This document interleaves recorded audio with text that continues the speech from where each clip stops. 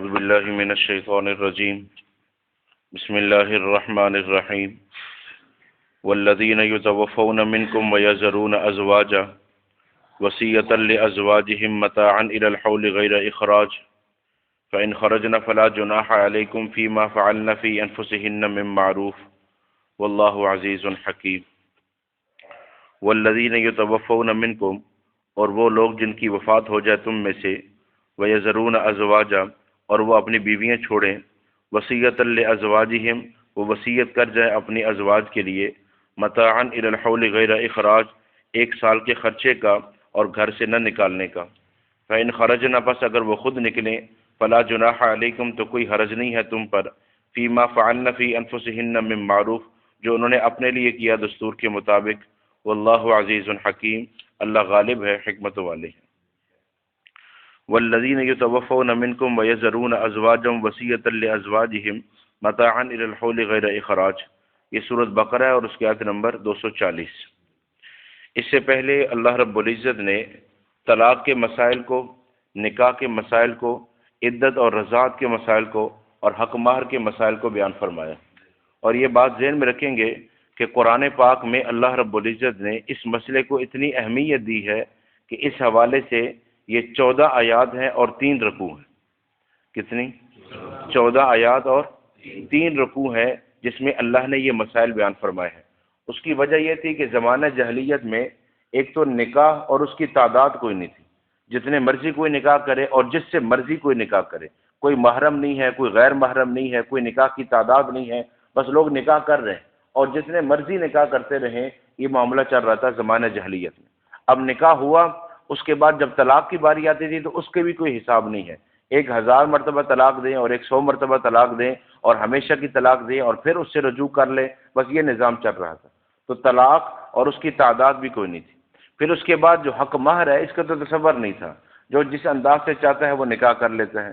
پھر اس کے بعد رضاعت، اس حوالے سے بھی کوئی معاملہ نہیں تھا، اور عدت کے حوالے سے تو بات یہ تھی کہ عدت گزارنا عورت کے لیے وہ ایک بامشقت قید ہوتی تھی۔ یہ سب کچھ زمانہ جاہلیت میں چل رہا تھا۔ اللہ رب العزت نے سب سے پہلے نکاح اور اس کے محارم رشتے بیان کیے، کن سے ہو سکتا ہے اور کن سے نکاح نہیں ہو سکتا۔ پھر یہ ارشاد فرمایا کہ ایک وقت میں تم کتنے نکاح کر سکتے ہو، پھر جب نکاح ہو گیا ہے اس کے بعد تم کتنی طلاقوں کے مالک ہو، پھر اس کے بعد عدت کیسے گزارنی ہے، حق مہر کا کیا کرنا ہے، رضاعت کی مدت کیا ہے۔ یہ سارے مسائل تفصیل سے اللہ رب العزت نے اس لیے بیان فرمائے تاکہ جو ہمارے عالی قوانین ہیں یہ سارے کے سارے قرآن و سنت کے مطابق ہو، نہ جھگڑا ہو نہ کوئی فساد۔ اور اس میں اللہ رب العزت نے دونوں کے حقوق کا خیال رکھا ہے، مرد ہے یا عورت۔ اب یہ جو آیات گزری ہیں 228 سے لے کر 242 تک، اگر آپ ان کو تفصیل سے پڑھیں گے تو آپ کو اندازہ ہوگا کہ کیسے اللہ نے ایک ایک مسئلے کو بیان فرمایا۔ اب نکاح کے لیے ایک وقت میں کتنی اجازت ہے؟ 4۔ ایک وقت میں 4 تک نکاح کر سکتے ہیں، اس سے آگے نہیں۔ جب نکاح ہوا تو کتنی طلاقوں کے مالک ہیں؟ 3۔ یہ 3 آپ ایک وقت میں دیں یا الگ الگ دیں، مالک آپ 3 کے ہیں۔ جب 3 دے دیں گے تو اس کے بعد یہ رشتہ ختم ہو جائے گا۔ پھر عدت بیان فرمائی کہ جس عورت پر ایام ہیں، پیریڈز ہیں، اس عورت کے لیے 3 دفعہ ایام سے پاک ہونا ہے، جس کے نہیں ہے اس کے لیے 3 مہینے ہیں، 3 مہینے کے بعد عدت ختم ہو جائے گی۔ جس کے ہاں بچہ ہے تو بچے کی ولادت سے عدت ختم ہوگی۔ جس عورت کا حامل فوت ہوا ہے اس کی عدت 4 ماہ 10 دن۔ کتنا جی؟ 4 ماہ 10 دن، یہ عدت بیان کی۔ جس عورت کا صرف نکاح ہوا ہے، رخصتی نہیں ہوئی، اس کی 1 طلاق کے آپ مالک ہیں اور اس کے لیے کوئی عدت بھی نہیں ہے۔ جب 1 طلاق ہوگی تو یہ رشتہ ختم ہو جائے گا اور وہ دوسری جگہ پہ رشتہ کر سکتی ہے۔ جب ایک آدمی نے اپنی بیوی کو 3 دفعہ طلاق دے دی، چاہے ایک مجلس میں دی ہے یا الگ الگ، یہ عورت مغلظہ ہو گئی، یہ اس کے نکاح سے نکل گئی۔ اب اگر اس آدمی سے نکاح کرنا ہے تو اس کی صورت کیا ہے؟ حتیٰ تنکح زوجا غیرہ، یہاں تک کہ وہ دوسرے مرد سے اپنی مرضی سے نکاح کرے اور وہ اپنی مرضی سے طلاق دے، اور اس کے بعد عدت گزارنے کے بعد اگر یہ پہلا خاوند چاہتا ہے تو اس سے نکاح کر سکتا ہے، اس کے علاوہ یہ اس کے نکاح میں نہیں آ سکتا۔ پھر آپ کو عرض کیا تھا شریعت نے پورا طریقہ بیان فرمایا۔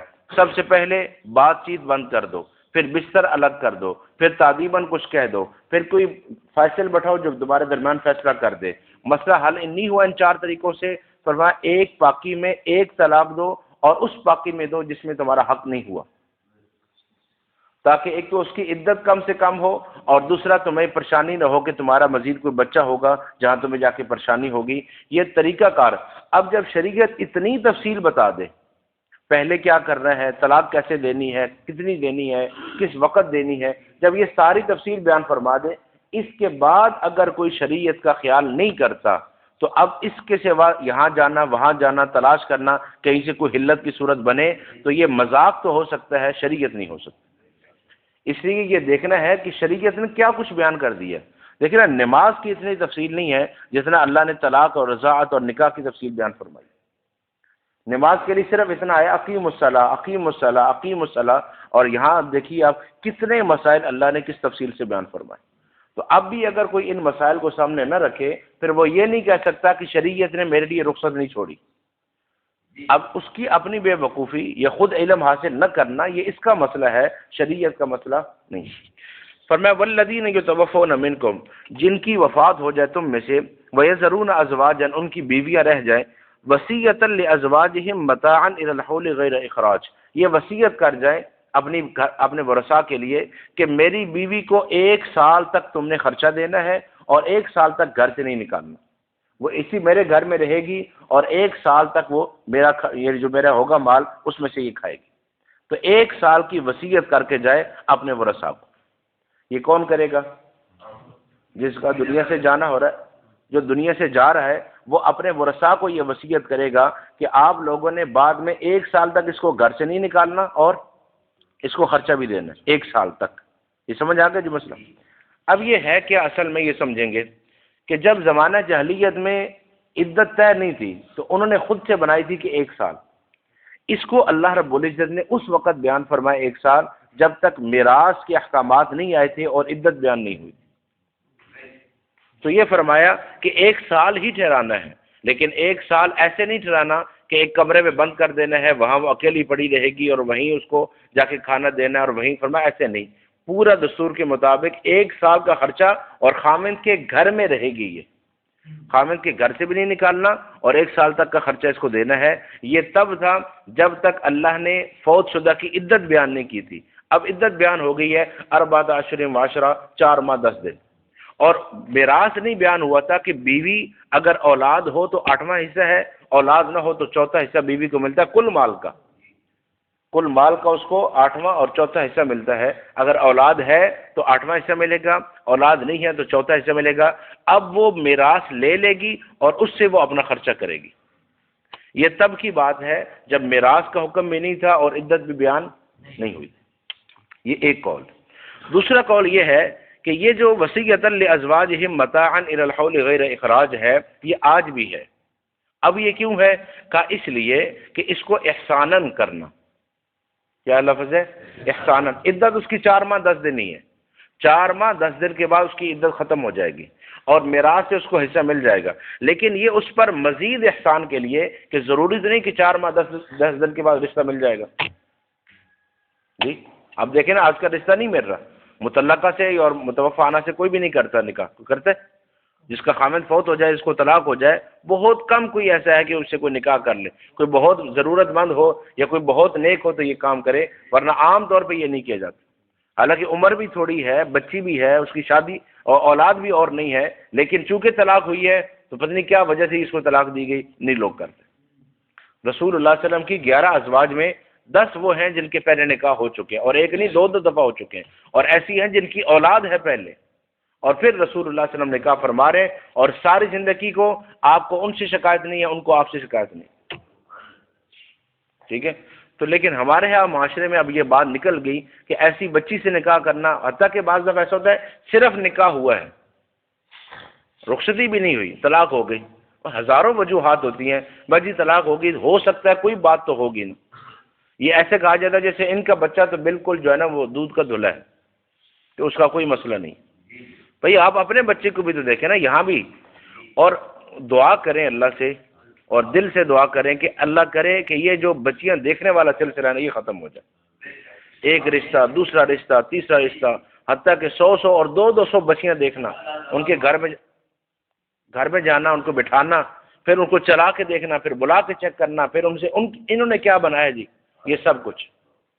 اس سے زیادہ تذلیل ایک مسلمان بچی کی کیا ہوگی جی؟ چل کے دکھائے بچی، بول کے دکھائے بچی، جی یہ کیا بنا سکتی ہے جی، وہ دکھائے جی۔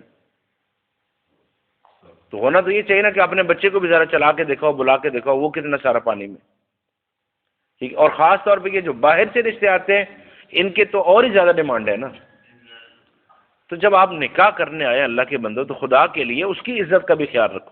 اچھا بات طے ہوئی ہے لڑکے لڑکی کے نکاح کی، کیوں ٹوٹا ہے؟ اس کی ماں باپ ٹھیک نہیں ہے، اس کا ایک بھائی ٹھیک نہیں ہے، اس کا فلاں بھائی کام نہیں کرتا، اس کا ایک بھائی رکشہ چلاتا ہے۔ تو بھائی آپ نے لڑکی پھر کیوں دیکھی؟ آپ پہلے خاندان دیکھتے پھر لڑکی دیکھتے۔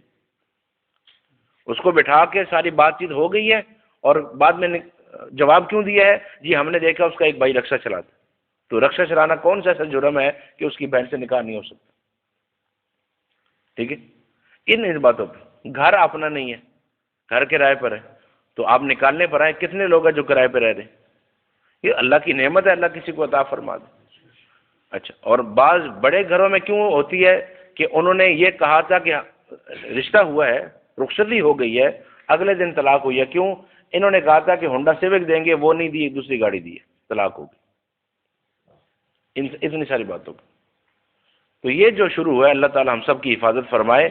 بچی کو عزت دینا، بچے کو عزت دینا یہ سیکھیں۔ میں نے کئی دفعہ عرض کیا، حضرت علی رضی اللہ نے سوال کیا رسول اللہ صلی اللہ علیہ وسلم سے، یا رسول اللہ صلی اللہ علیہ وسلم مجھ سے آپ کی محبت زیادہ ہے یہ فاطمہ رضی اللہ عنہ سے؟ مجھ سے محبت زیادہ ہے یہ فاطمہ رضی اللہ عنہ سے؟ تو آپ نے فرمایا محبت فاطمہ سے زیادہ ہے اور عزت تمہاری زیادہ ہے۔ تو میری بیٹی ہے، اس سے میں محبت کروں گا، لیکن تم داماد ہو، عزت تمہاری بھی ہے۔ ایسا نہیں ہے کہ بیٹی کی محبت میں داماد کی عزت گئی، ٹھیک ہے؟ تو محبت بھی ہے اور عزت بھی ہے، دونوں رشتے سامنے رکھنے۔ اللہ ہمیں یہ توفیق نصیب فرمائے۔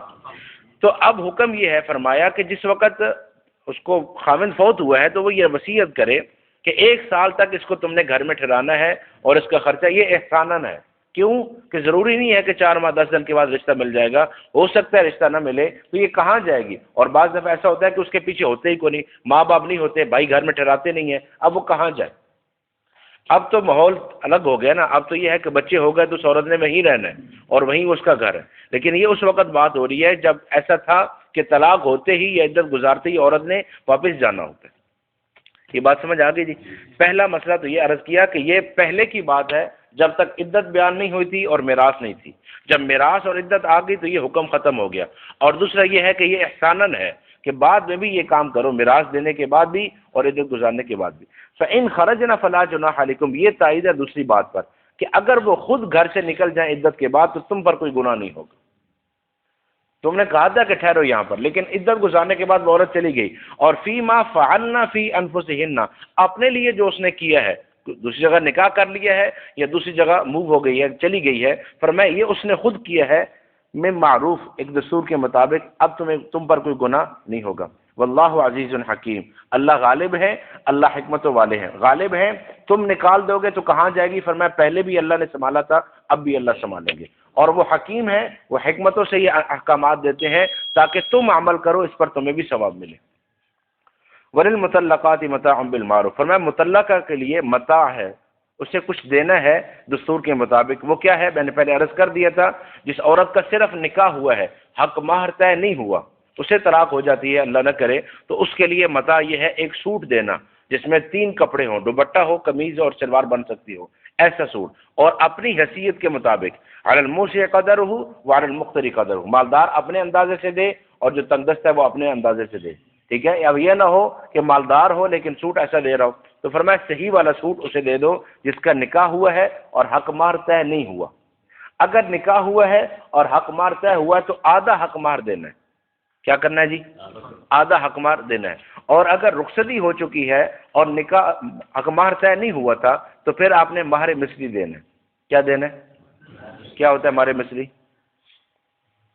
دیکھو یہ ہے ہمارا حال، اس میں یہی کہہ سکتے ہیں کہ پاکستان زندہ باد، اسلام زندہ باد، اور کیا کہہ سکتے ہیں؟ مہر مثلی کہتے ہیں اس عورت جیسی عورتوں کا اس خاندان میں حق مہر جو چل رہا ہے وہ اس کو دینا ہوگا، ٹھیک ہے جی؟ یعنی اتنی عمر ہو اور نکاح ہو جائے تو کیا حق مہر باقی خاندان کی عورتوں کو دیا گیا ہے وہ دینا، یہ مہر مثلی ہے۔ اور اگر اس کے بعد حق مہر طے تھا اور رخصتی ہو گئی ہے، اب آپ نے پورا حق مہر اس کو دینا ہے۔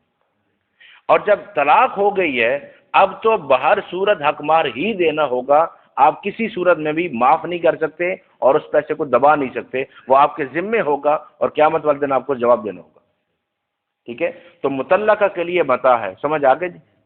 کہ اگر حق مہر طے نہیں ہوا اور رخصتی بھی نہیں ہوئی، صرف نکاح ہوا ہے تو ایک سوٹ دینا ہے. اگر حق مہر طے ہوا ہے، نکاح ہوا ہے اور رخصتی سے پہلے طلاق ہوئی ہے تو آدھا حق مہر دینا ہے، اور اگر رخصتی ہو گئی ہے پورا حق مہر دینا ہے. اگر حق مہر طے نہیں تھا تو مہر مثلی دینا ہے. اب یہ حق مہر بھی اتنا رکھنا چاہیے جو ہو ایک عزت والی عورت کا. یہ 500 1000 کوئی حق مہر نہیں ہوتا. ٹھیک ہے نا؟ کیونکہ جب ہال بک کرنا ہے تو اس کے لیے تو 3 لاکھ جی، وہاں ڈشیں رکھنی ہے 4 4 5 5، مہمان بلانے 1000 اور حق مہر کتنا دینا ہے 500. تو آپ کو کس پیر نے کہا کہ آپ وہ والا کام کریں؟ اس کے لیے تو نہیں دیکھا کہ کتنا. اور مولوی صاحب سے پوچھ کے رکھا ہے حال، جو حال بک کرتے ہیں مولوی صاحب سے پوچھتے ہیں جی، ڈشیں بک کرتے ہیں مولوی صاحب سے پوچھتے ہیں. حق مہر مولوی صاحب سے کیوں پوچھ رہے ہوتے ہیں؟ مولوی صاحب تو دسو جی. پھر مہر شرعی لفظ بولا جاتا ہے، مہر شرعی بتائیں، اور سننے کی طاقت نہیں ہوتی مہر شرعی. مہر شرعی مہر فاطمی اور طاقت نہیں ہوتی. جب بتایا جائے نا کہ مہر فاطمی ہے کیا ہے مہر فاطمی؟ 151 تولہ چاندی، 151 تولہ تو دے گا کوئی 151 تولہ. اور رسول اللہ صلی اللہ علیہ وسلم نے اپنے نکاح کیے ہیں، آپ وہ حق مہر دیکھ لیں. آپ نے اپنی بیٹیوں کے کیے ہیں وہ حق دیکھ لیں.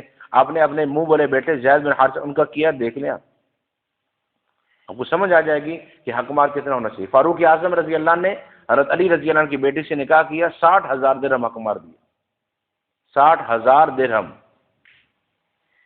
اچھا یہ جو آیا نا وللمطلقات متاع، یہ متاع دینا ہے. اب یہ کتنا دینا چاہیے؟ حضرت حسن رضی اللہ عنہ نے اپنی بیوی کو طلاق دی، اسے جو متاع دیا وہ 10,000 درہم.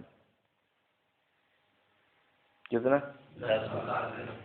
یہ پورا اسلام میں ہر چیز بیان کی گئی ہے، ہم اللہ کرے سمجھ جائیں اور عمل کر لیں. کذالک یبین اللہ لکم آیاتہ، فرمایا یہ اللہ تمہارے لیے آیات بیان کرتے ہیں لعلکم تعقلون، تاکہ تم سمجھو. اب یہاں آ کر یہ طلاق کے مسائل مکمل ہو گئے. 228 سے 242 تک 14 آیات، 3 رکوع، اللہ نے سارے مسائل تفصیل سے بیان کر دیے. اب بھی کوئی اپنی مرضی کرتا ہے یا اپنی مرضی کا فتویٰ تلاش کرتا ہے تو یہ اس کا معاملہ ہے. قرآن پاک نے سارا کچھ کھول کے بیان کر دیے. اللہ سمجھنے کی توفیق.